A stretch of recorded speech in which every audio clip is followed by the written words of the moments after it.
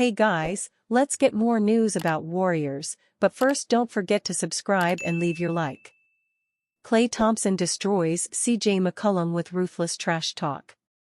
CJ McCollum trash-talking the Warriors didn't end up going well for him after a recent regular season matchup, as it brought out Klay Thompson, who gave McCollum a rude history lesson.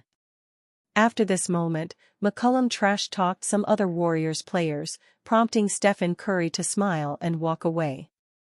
This brought Klay into the fold, who reminded McCollum just how many years he's had the edge over the former Lehigh guard. Klay is 17-7 against McCollum in the regular season, which improves to 12-1 against the Pelicans guard in the playoffs.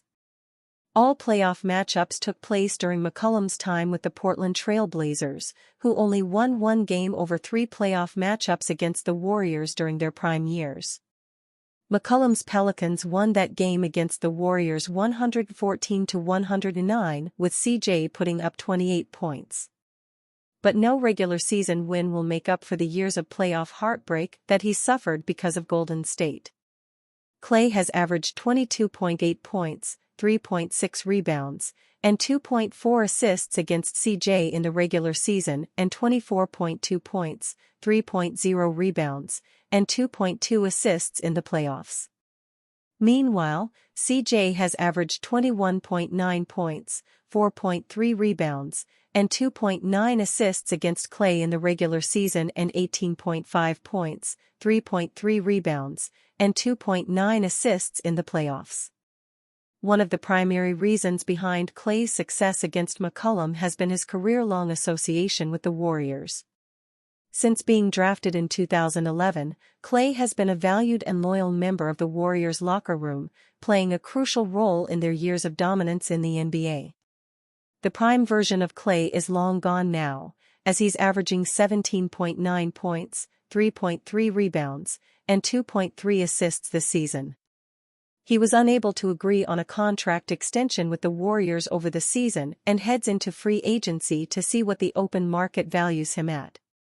The Warriors will do anything they can to match whatever Klay is offered by someone else, but their unwillingness to go above and beyond to retain a club legend has been visible. Klay openly discussed his uncertain contract status, stating his desire to return to Golden State but with no exact commitment. Just smelling the roses and appreciating all the work it took to get here. In saying that, when it comes to free agency in July, I just got to keep that in mind. Yes, I want to re-sign with the Dubs, but I also have to prioritize my mental health and lay out what is important to me at this point in my career. I know we have so much basketball ahead that I haven't given it much thought. Because if I start thinking about July 1st, then I'm just doing myself a disservice. For me, it's just about staying present, as simple as that is. Staying present and appreciating being in the NBA.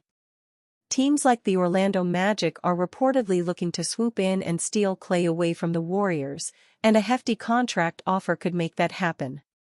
It'll be an interesting summer for Klay, who is the closest he's ever been to possibly leaving the Warriors. Steph Curry speaks on the Warriors' do-or-die clash with Kings.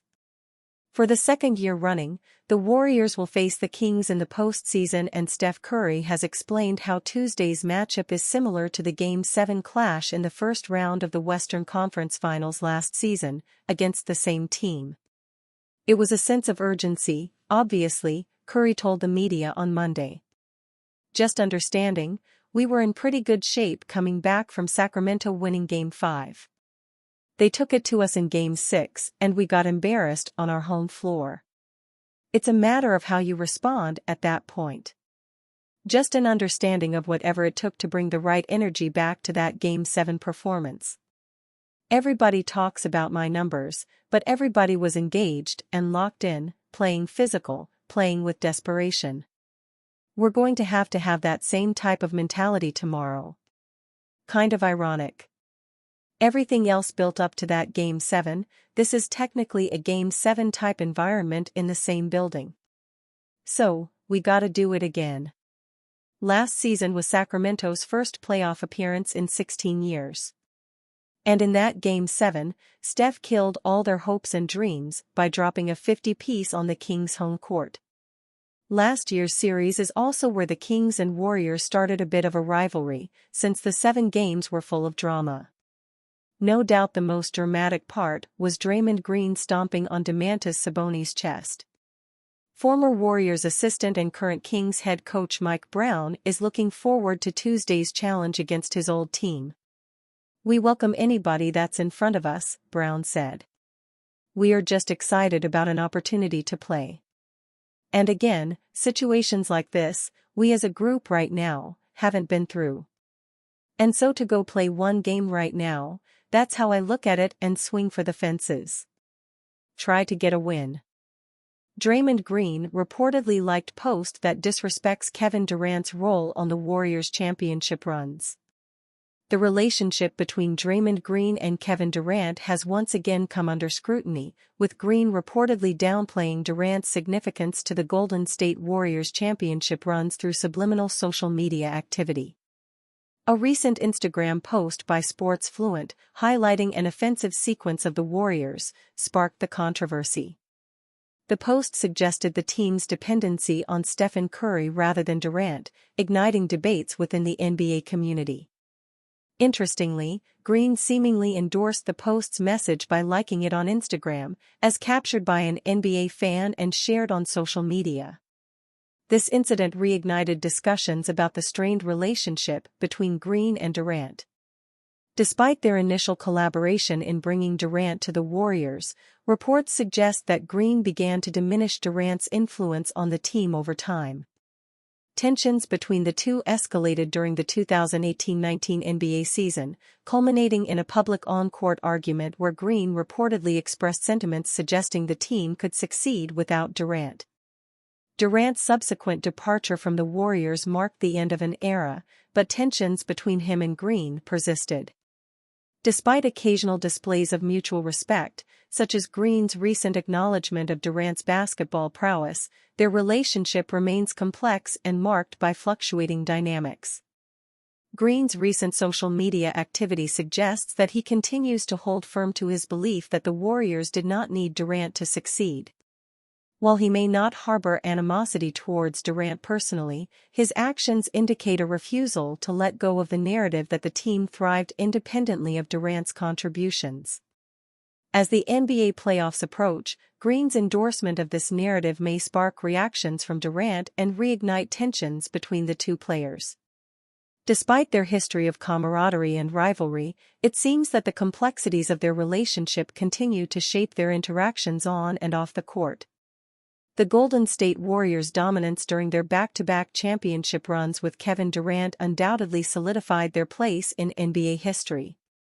However, suggesting that they could have navigated the Western Conference and secured titles without Durant is a contentious claim. Prior to Durant's arrival, the Warriors faced formidable opponents in the West, including the San Antonio Spurs and the Houston Rockets. These teams presented significant challenges with their star-studded rosters and elite level of play. While the Warriors were successful in overcoming these obstacles, it's worth noting that Durant's addition provided them with an additional layer of talent and versatility that proved crucial in navigating the playoffs. Durant's scoring ability, defensive prowess, and clutch performances were instrumental in several critical moments throughout the playoffs. His presence provided the Warriors with a reliable scoring option and a formidable defensive presence, particularly against tough opponents in the West. Furthermore, Durant's impact extended beyond his contributions on the court. His presence altered opposing defenses' game plans, opening up opportunities for his teammates and creating mismatches that the Warriors could exploit. His chemistry with fellow stars like Stephen Curry, Klay Thompson, and Draymond Green created a formidable lineup that was nearly impossible for opponents to contain. While the Warriors certainly possessed a strong core prior to Durant's arrival, his addition elevated them to another level. His arrival not only strengthened their roster but also provided them with a sense of invincibility that permeated through the playoffs. Without Durant, the Warriors may have still been a formidable team in the West, but it's unlikely they would have achieved the same level of success and dominance that they enjoyed with him on board. And you, Fan, what do you think of the situation of Kevin Durant? Leave your opinion in the comments.